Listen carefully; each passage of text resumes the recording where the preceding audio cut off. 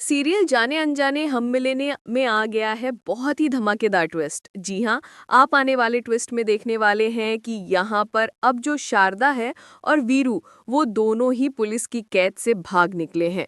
और इसके बाद यहाँ पर शारदा ने सोच लिया है कि अब वो और भी ताकतवर बन के लौटेगी और इन सब को हमेशा के लिए बर्बाद कर देगी, खत्म कर देगी रीत को। जी हाँ, सीरियल बहुत ही इंटरेस्टिंग हो गया है, जहां आपको पता ही होगा कि एक तरफ रीत और राघव दोनों की शादी हो गई है। दोनों ने एक दूसरे के साथ साथ फेरे ले लिए हैं। लेकिन यहाँ पर अब जैसे ही उनकी शादी होती है, तभी यहाँ पर अब जो रोहित है वो पूरी तरीके से टूट जाता है। जी हाँ, वो भी प्यार ही तो करता था रीत से, लेकिन क्या करे, क्योंकि रीत तो सिर्फ और सिर्फ राघव से प्यार करती है। इसी वजह से अब यहाँ पर हमें रोहित का ट्रैक नहीं देखने को मिलने वाला है। लेकिन वहीं दूसरी तरफ अब जब यहाँ पर शारदा बुआ गोली चला रही होती है रीत पर, तभी सामने आ जाता है अब राघव और कहता है कि मैं अपनी रीत को कुछ नहीं होने दूंगा।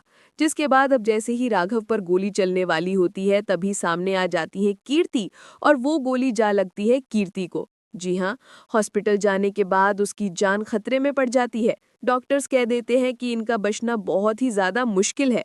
जिसके बाद यहाँ पर रीत माता रानी के सामने हाथ जोड़कर पहुंच जाती है और यहाँ पर पूरा परिवार सिर्फ और सिर्फ कीर्ति के लिए ही प्रे कर रहा होता है।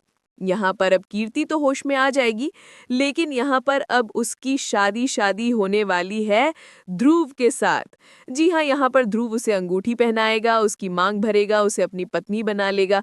वहीं इतना ही नहीं, इस सब के बाद हमें देखने को मिलेगा कि तभी राघव को कॉल आएगा और यहाँ पर राघव को पुलिस वाले बताएंगे कि जो शारदा बुआ और वो वीरू थे ना, वो दोनों ही पुलिस को चकमा देकर भाग निकले हैं।